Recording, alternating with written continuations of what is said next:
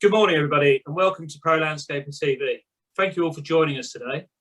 Pro Landscaper TV has now been running every Tuesday morning at 10 p.m. since the beginning of January. The plan is to continue to the end of June, where we'll be taking a summer break, but back the first week in September.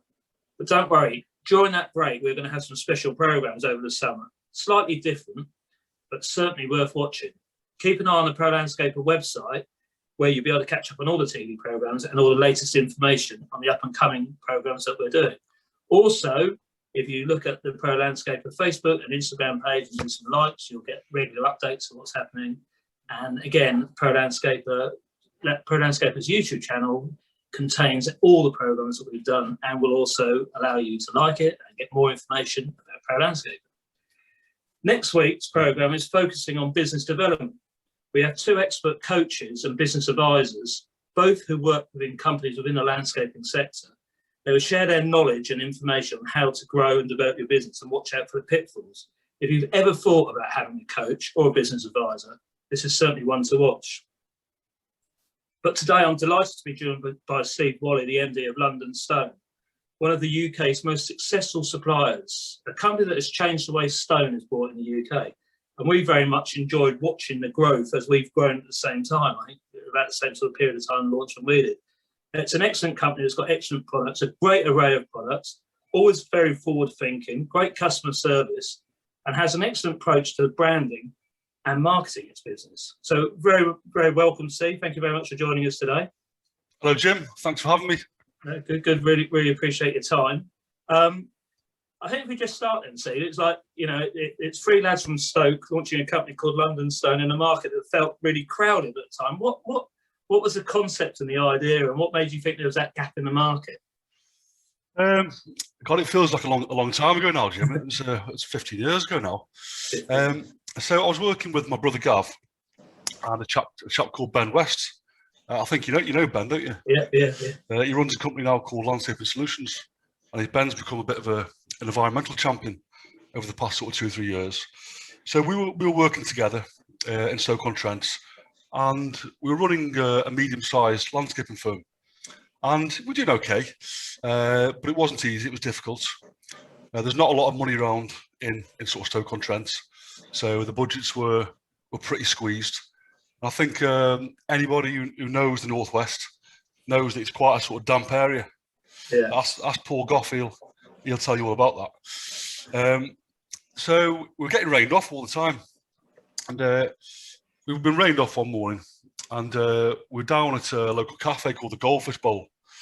It's a real fine Stoke establishment. Sounds it. It's amazing. Bacon butties, Fullings breakfast, mugs of tea, all that sort of stuff. We've been rained off like for the sort of third or fourth time of the week, and we were discussing how we could, diversify the business to try and, be a bit more successful. And we started brainstorming ideas, and there was some crazy ideas coming out. I think the most stupid one was that we'd set up a fish and tackle shop with a tree surgery in the backyard. So that was the silliest idea. But eventually we at the time, Indian stone was quite popular at the time, and we were laying quite a lot of it. It was nice. It was everywhere really. It was just sort of coming through, and we thought, what about importing some stone and supplying it on our own projects? And then the conversation sort of went from there, and then we talked about, well, what about actually, selling stone as a standalone business? And straight away we were like, yeah, that's it, that's the one. And that we decided there and then really. And then the next sort of question was, well, if we're going to run a stone business, is Stoke-on-Trent the right place to do it? Well, it's definitely the wrong place to do it. So we're looking for places to go where there's more money about, people with more disposable income, and obviously the only choice was London really at that time. So we were young lads. I think I was 26 at the time. I didn't have a mortgage. I had no family, no commitments. So it was just like, yeah, let's go for it. And we sort of we scraped around, and we managed to claw together £60,000. That was our seed money. And I got a £9,500 Lloyds Bank loan. I had a few grand saved up as well, so I put in 15 grand, whatever it was. And I think within a month of that conversation, me and my brother Gav were actually over in India, taking this like 16-hour taxi across the Rajasthan deserts to meet up with these stone suppliers. Yeah. And that was when it all started, really. And, that was the beginning of the adventure. And we got back to the UK. We found a little farmyard in Dorking, and we got all the stock ordered to go to the farmyard. And I actually spent the first probably 2 months living in a caravan by the stock because I was so paranoid about someone stealing the stone. So I was living in a caravan by like these big crates of Indian sandstone for about 2 months. Yeah. And that was the beginning. So who are you buying stone from at the time when you were landscaping? I was buying from a company called, it's a local company in Stoke called Gardens Reclamation. Right. They're more into sort of, like tiles and things and railway sleepers and chimney pots, that sort of thing. But they sold a bit of stone on the side. Yeah. So the guy who ran the place, Paul Gardner, I went to him and asked him if he could give me his supplier. He said no. He said, get lost. I'm not telling you who my supplier is. And I'd sort of made the decision. I wasn't leaving the room until he sort of told me. So I just, I think I had to give him 500 quid. I had to promise him that I would never set up anything in Stoke. And with that, like, he gave me the supplier's details, and that they were the guys that we met in Rajasthan. Yeah. And why London Stone then? Why was the branding London Stone? Well, it wasn't at first. It was called Indian Stone Direct. The first 3 years. Yeah. We were green as grass, Jim. We didn't know what we were doing, to be honest, at that time. And we changed the name to Livingstone. That was the first name change we did. And then we got a nasty letter from a company called Livingstone saying that we breached their sort of branding. We had to change the name within 24 hours or they would sue us. So we sat down, had a bit of a brainstorming session, and we came up with the name London Stone. Couldn't believe it was available. It was. Yeah. I think that was the moment when things started taking off, really, because all of a sudden, we got the sort of brand recognition from the word London. The website started ranking better, and that was when the business really took off at that point. Did you have an idea of 5-year, 10-year forecast of where the business was going to go and how you're going to change and develop it and how you're going to brand it? I think initially, we thought that we felt by going to London, we could sell products at a better price point.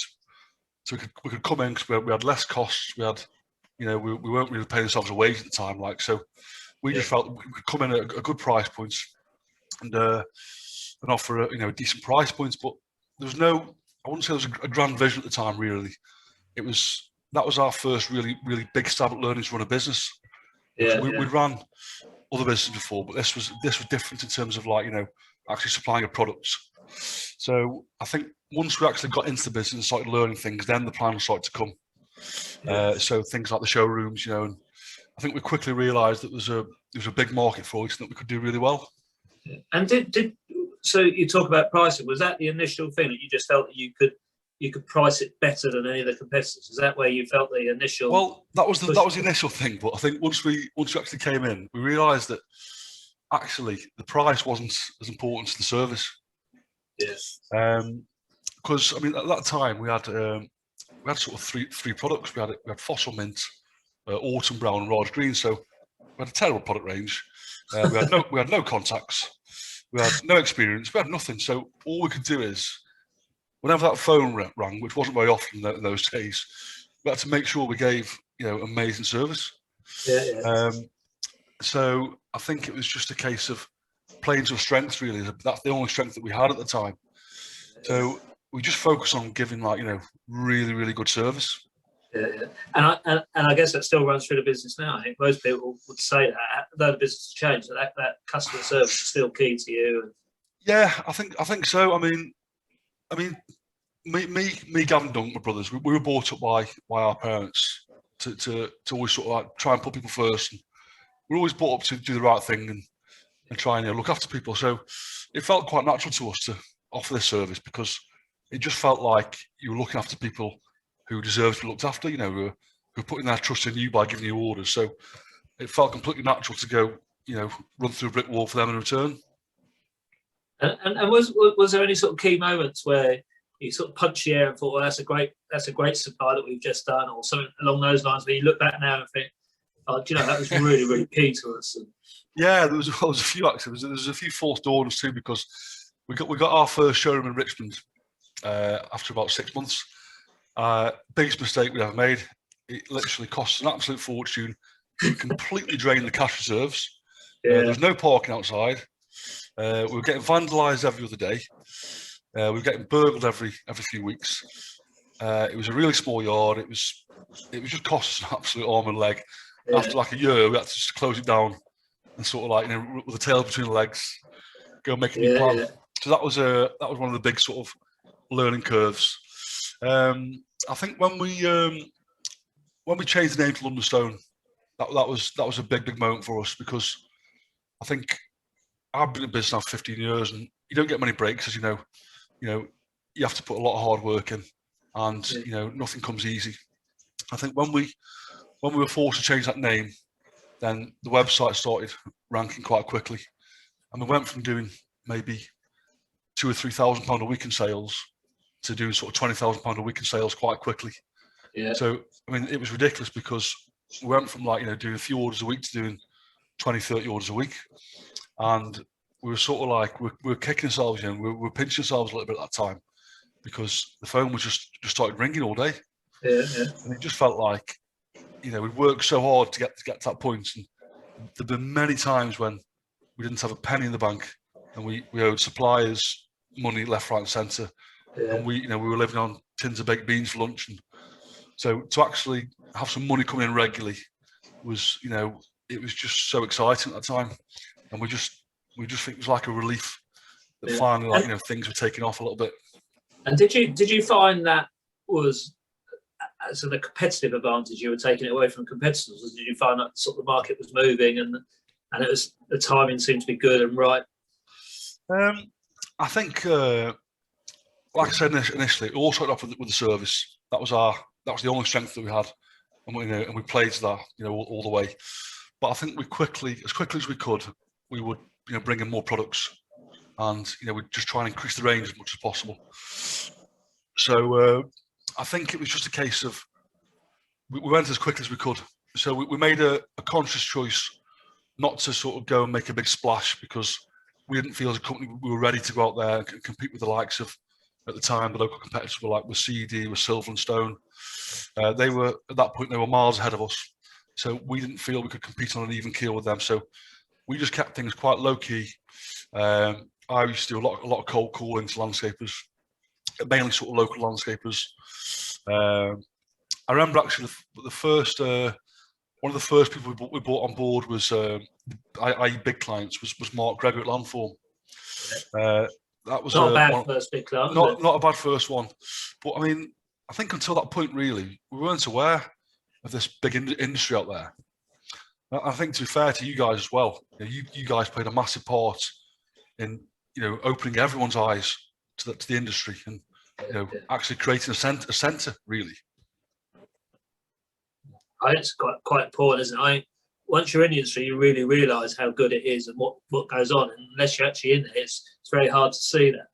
With your product range team, where's the ideas coming from? Who's deciding what products to have, what products to bring in, what products are likely to sell? Where's the thought process in that? Well, initially it was myself, so I used to go to India pretty regularly, at least a couple of times a year for the first sort of 10 years or so. But as the business has grown, we've had to sort of really focus on certain areas. So Duncan, my business partner, my younger brother, he looks after the sort of finance, the accounts. He now handles all the procurement, and he does an absolutely brilliant job. He's got a great eye for for products. He's got a great eye for design. We've got a fantastic buyer who does the negotiating for us. So it's Duncan really. I mean, obviously we all feed in ideas to Duncan, because obviously I'm on the coal face in many ways. I'm talking to the customers. I'm on the social media. I attend the events. I read all the magazines. I keep in touch with things. So I will feed things to Duncan, but Duncan's the man who will scrutinise things properly, and you decide whether or not a product is a flyer for us. And yeah. Sorry, go on. Sorry. Well, no, I mean that's the process really. And Duncan, it's become a full-time job really over the past probably 12 months now, because we're increasing the product range literally by the day almost. Yeah, I love watching you grow and change, and I think there's a few things that are sort of stuck. Your branding and marketing is obviously extremely well thought out and planned. And is that, did you see?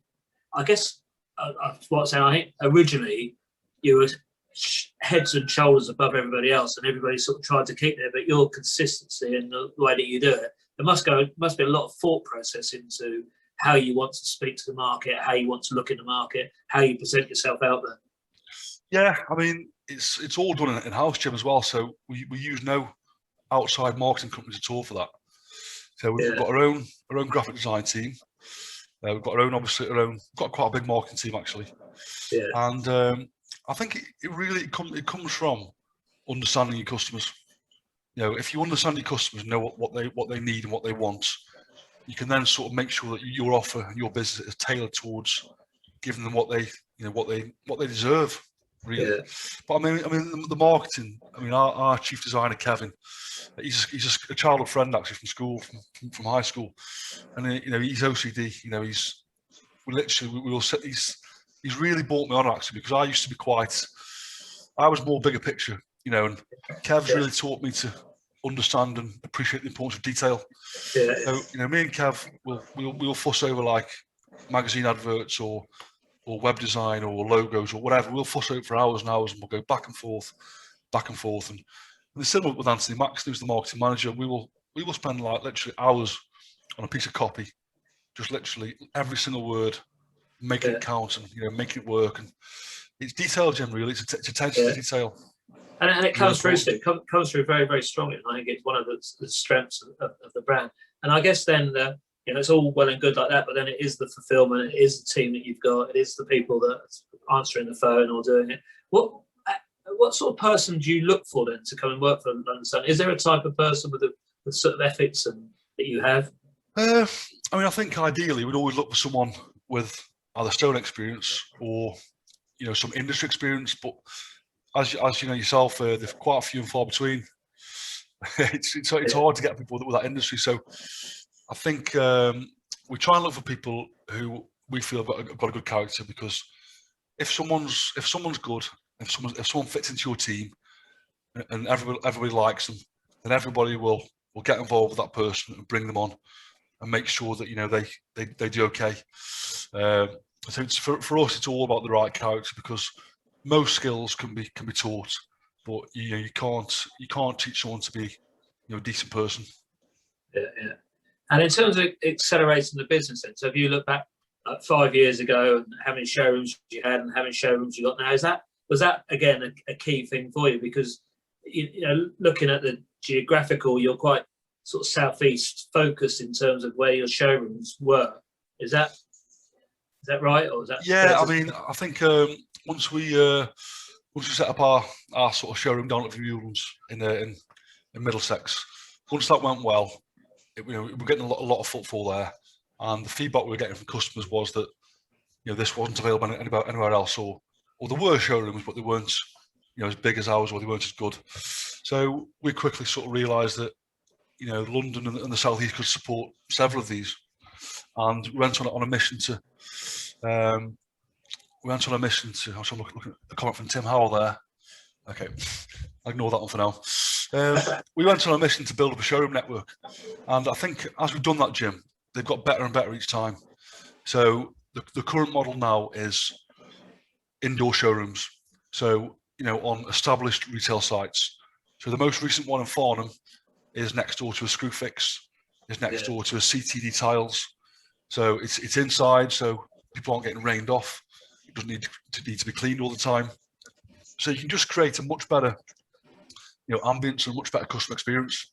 Yeah. And I think we're now looking at a lot farther afield. So we announced earlier in the year that we're going to get one in Birmingham. That's underway, right? And we've signed leases on 2 more locations outside of London and the home counties, which are getting revealed over the next next sort of few weeks or so. So we're looking to, we want to push on. I mean, we sell it a lot nationwide, Jim. We've got the e-commerce website. We do, Scotland, Northern Ireland, all over the place. But I mean, for me and for Gavin Dunk, for us to be truly seen as a household name, a nationwide business, you've got to have a flag on the ground. So we are now focused on pushing on now and really setting up a nationwide showroom network. Just come back to, I've been to the showroom in Farnham, and I thought it looks amazing. And I guess by getting people in there, they see the range of products you have rather than just the stones that they know you for. And was that a conscious decision as well? Once that stone market, you got quite a good position, quite a good grip on that. Was it to look at all the other bits you could add and develop from? I mean, I think it just comes quite naturally, Jim, because your customers are buying paving, they're also buying steps and coping, they're buying decking, they're buying fencing, and we just realised that we built up a brand of trust where customers trusted us. If we bring products to the market, then most of our customers will give us an opportunity to sell them to them. So it's just gone really. I suppose for the first few years it was building up things like decking and fencing and steps and copings and cladding. But I think in the past sort of 18 months we've really pushed on to move into things like planters, lighting, timber, fencing, garden furniture. There's a lot really for the garden. So we want to get that into a position where a garden designer or a contractor come to us and literally buy or specify everything they need to build a fantastic garden. We'll come back to the extension and going developing it outside of the London region, etc. A couple of things. So a couple of recent. One was an outright purchase at Chelmer Valley. Seemed a perfect fit. Everything was expected as you felt, and a lot of time and effort gone into making sure it was the right fit to buy. Yeah. So we've been quite a nice story actually. We've been buying Chelmer Valley products for probably about 18 months, and Paul Menzies. Chelmer Valley is 20 years old.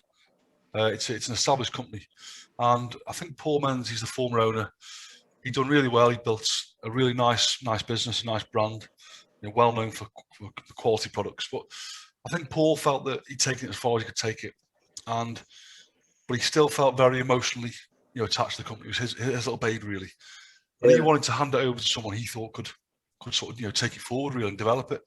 So as we got to know Paul through buying his products, he actually came to us. Paul approached us and said, would you like to buy Chelmer Valley? Before I put this out into the marketplace, you would be my first choice to take my business forward, because I've seen how you work. I know what you like. I've seen your ethos. I've seen how you run your business. I'd love you to take this business forward. And we were just like, yeah. And it wasn't. we'd love to. And it wasn't. It was barely. There's barely even a negotiation there, Jim. There was no hardball. He came just with his price, and we looked at it and accepted the price. And it took about 3 or 4 months to get all the things ironed out, and we completed the purchase in September last year. So we've got a great manager, Anthony Pasquini. He was at London Stone for a long time, and he was ready for a step up, and he took over Chelmer Valley. So we've just got continuity, really, and we've now got the Chelmer Valley sort of history, but with the sort of London Stone ethos and drive to hopefully take it forward, to compete with the likes of Van der Morten and Wienerberger. So we're really excited about Chelmer. Did it open contacts that you didn't have before as well? People that were buying them and weren't buying London Stone, or? I think a little bit, yeah. I mean, as you know, Jim, it's a very close industry. I think a lot of our customers were already buying Chelmer, so we did see a lot of business synergies there already. But undoubtedly, we've got some new customers come through too from that. So it's just very complimentary for us. Yeah. There are people asking questions, and we won't get to them during the live debate, but I'm sure we'll send them off to you, Steve, and you can make contact with people on that. So, and then Form Plants, and your investment in soft landscaping, which I know you put a bit of an effort in a couple of years ago to sort of bring the two industries closer together, with Jamie coming on board, and now you've purchased it. What was the thinking behind that? We'd started to. We've been talking. Obviously, I'm a good friend of Jamie's. He worked for us for a while, You know, we've been friends ever since, really, and he was great. He was great to work with. I mean, when we brought Jamie to London Stone, that was a brilliant moment for us because, you know, he's got such an amazing work ethic. He's such a good lad, and we always knew that he was going to leave at some point and do his own thing because he was just too good to sort of work for us. So we kept in touch, and Jamie contacted me about would we be interested in stocking his plants. I said, yeah, without doubt, of course we would. And we sort of got talking about things, and I said to Gavin Dunk, I said, why don't we offer Jamie, you know, to become his business partner and really get involved and help him to grow the business. So went to Jamie, and it was a similar thing, really. It was quite a short conversation. Jamie said, yeah, I'd love that. You know, I've always tried to emulate you guys in my business. So actually having you guys on as business partners makes perfect sense. So, I mean, for me personally, I mean, it's a great business, obviously, but personally, the chance to work with Jamie again is just, you know, is a great thing because, like I say, he's a great lad, and you know, he's going places. And do you see big opportunity there for further growth, further development? I think so. Yeah, I think there's a massive market for plants in the UK, far bigger than stone. I think with the right people in the team to sort of take it forward. I mean, obviously Jamie's got the pedigree in the horticulture. He's got the drive and the ambition. I think with myself, Gavin Dunk, have got the business experience that we've you know built up over years. We've made loads of mistakes. As I'm sure you know, it's like Jim. Yeah, I do. I'm still making them mistakes. Exactly. Quite regularly. Yeah, exactly. So I think if you can actually pass this knowledge on to another business, you can hopefully, you know, miss a lot of these mistakes out, and hopefully that should mean that we can help Jamie to grow form a lot quicker than if we weren't there. That's good. Yeah, and I think Tim Howder just mentioned it is Jamie Butler we're talking about. Yeah. So a couple of things then. Let's talk about online and trading online and your investment on the website, and you know, and I guess the shop that suddenly, you know, you can buy every product you like from your website. Is that a drive where you think it's going to go? Is that a way of yeah, I mean, product? it was our long-term plan to do this for quite a while, but we had to get the e-commerce platform set up correctly, which took us a long time. It took about 2 years because getting the integration right with our back-end merchant system was really complex. So it was in the pipeline for a while, and I think when COVID sort of hit, we just thought, right, now's the time to, you know, let's put a foot on the gas, and let's really sort of push this forward now. I think I attended one of your panels. I think it was at the start of COVID, and I said at the time then that I thought COVID could actually be a good thing for the industry. I thought it would make people appreciate the gardens more. I think that was in our minds when we thought, let's put a foot on the gas and really push forward with the plans now. And we just started sourcing products, you know, literally every day, every week, we're putting new things on the website. We're constantly building up the shop, and it's gone amazingly well. I think, without sort of sounding big-headed, my prediction was absolutely spot on. You know, COVID has been good for the industry. I think it's taught people to, you know, really value even more than they already did the importance of outdoor space and how it's an extension of your living space, how you should treat it as you would a living room or a kitchen or anything. It's of equal importance. I think people now see that. I think that's been a great thing for our industry, and I think it's long overdue. I agree with you, Steve. My only concern is that we've got to make that last. It's not going to be like COVID's forgotten in 2 or 3 years' time and we go back to where it was before. And I guess as an industry, we just need to make sure that that green space and the value that people see in it now remains there for the next 100 years or so, and we really do sort of develop it and take it a step further. So is that website trade only, or is it a hybrid of trade and consumer?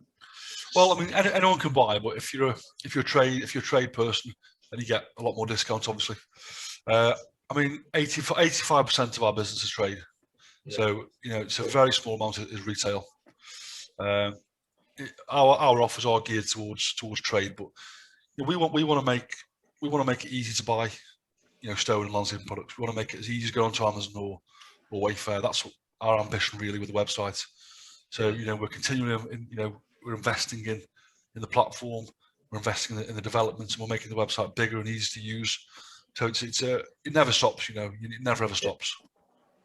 And just coming up to date now, then, in terms of, you're hearing lots of things about shortage and supply lines taking a bit longer and everything like that. Are you feeling that at the moment? Yeah, I mean, I think India's been a problem. I think, especially with this new variant that's kicked in over there. Yeah. We're getting I speak to my suppliers. It's a bit better now than it was obviously a month or so ago, but people are scared over there. There's no option. People are dying left, right, and centre. All my suppliers have been touched by this. They've had family members, staff. It's really hurt the country. Yeah. So I think I'd just like to say that people who are getting frustrated about lead times maybe should just bear in mind that there's a lot of people out there who are losing their lives. I think it's touched everybody really. I think in terms of the shipping situation, we're seeing a massive imbalance at the moment with empty containers in the UK and empty containers in places like India or China. So what that's done is that's pushed up the demand. That's pushed up the demand for sea freight, which means the price of container shipping has gone through the roof. So there are, some unfortunate supply chain issues at the moment, but I do believe that they will level off. I think things will come back down. No one wants to see all these bloody price increases, but unfortunately, it's a product of massive demand and limited supply. There's a couple of things on that. One, I know that London Stone have made quite a point over the years about freezing their prices for the last couple of years. And then you've got landscapers who have been tendering for jobs and winning jobs 6 months in advance, and now coming to work on those jobs, and the supplies prices have increased, which is affecting their profit margin on the jobs. I guess it's inevitable. Do you think there's not anything you can do about that? I think with certain things, Jim, like timber, for example, it's gone up exponentially.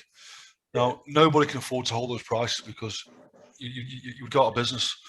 But there's other things where they've gone up by small amounts, and in that case, we'll always hold. We'll only put price up if we absolutely have to. So there's been some Indian sandstone that's gone up. There's been some fencing and stuff, and some timber, some decking. Like I say, unfortunately, when things are imposed upon you at those levels, 10% plus, it's very difficult to hold because that's effectively your profit margin. Yeah. Do you see that continuing for a while, or do you think? Well, I mean, we've seen. I'm not sure what other suppliers are experiencing, but for us, about a month and a half ago, it peaked out really high, and I think things have started to level off a bit now. Things have got a bit more manageable, a bit more normal. So I think things are going to settle down. I think probably at the end of this year we'll see things, starting to settle down. But if we get any price decreases, then they'll be passed straight back onto our customers without hesitation, because we run our business to strict sort of financial rules.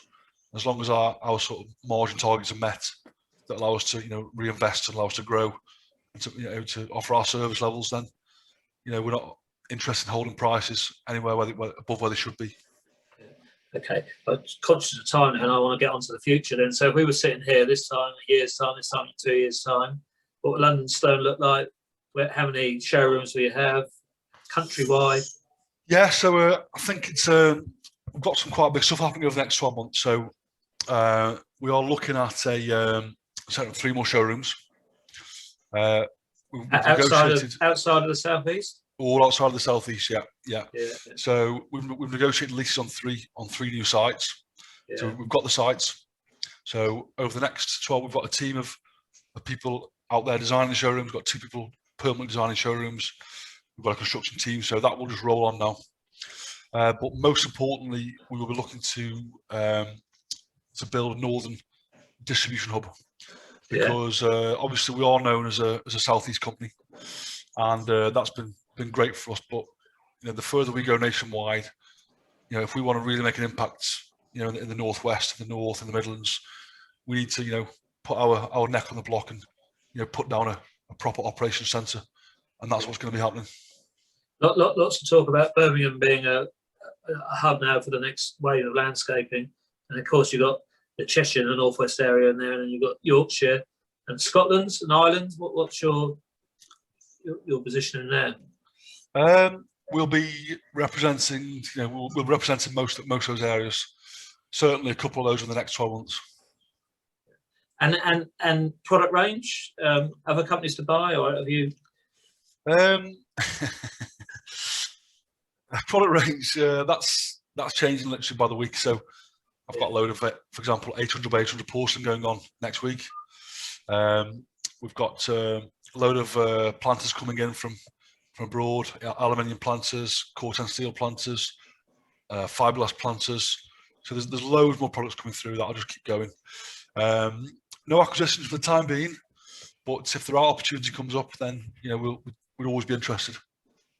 Do you feel that the stone market it's going to consolidate then, because there's global stone of Beltrami, and then there's all these different other opportunities? Do you think the industry, the stone suppliers, is going to change?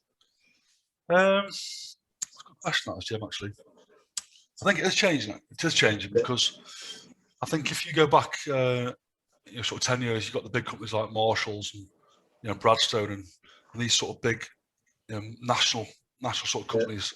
And I think you got your sort of next level down really, so your likes of sort of London Stone and CED. And I believe that the builder's merchant model for me doesn't work long term.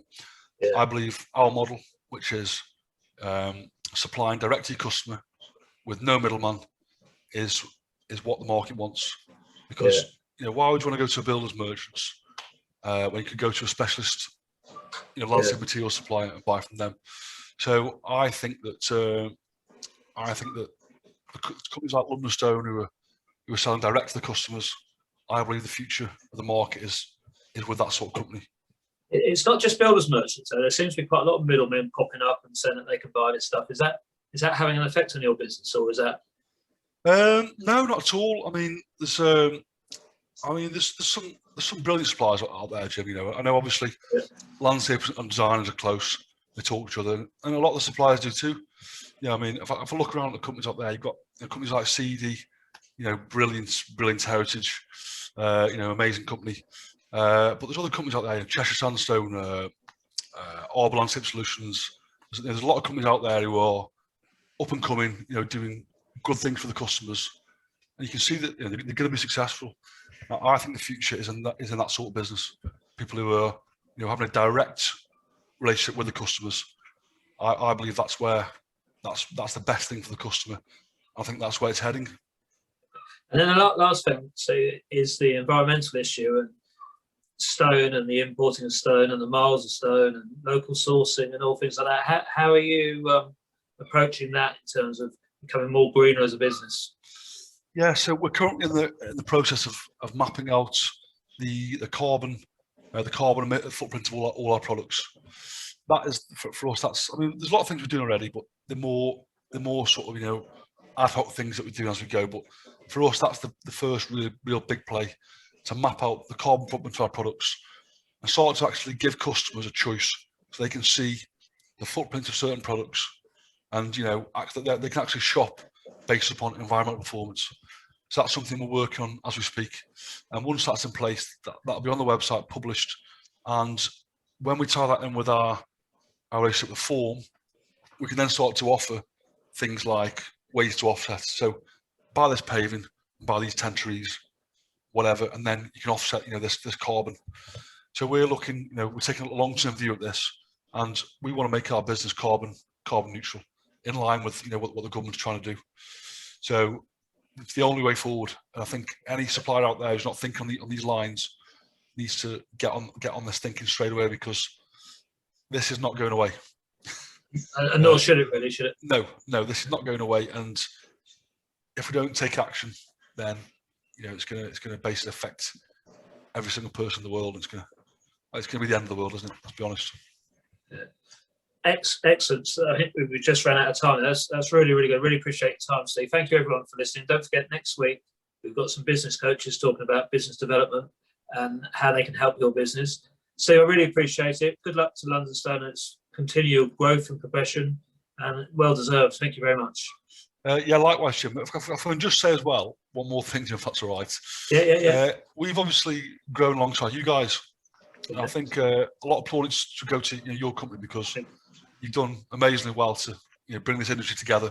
And I think you guys, you're always pushing for the next thing. So It's watching you guys is pretty inspirational, I have to say. Like-minded, Steve. Like-minded. Yeah, absolutely. Good. Excellent. Thank you very much. No Cheers, problem at all. everyone. See you next Tuesday. Thank you. Bye-bye. Thank you very much.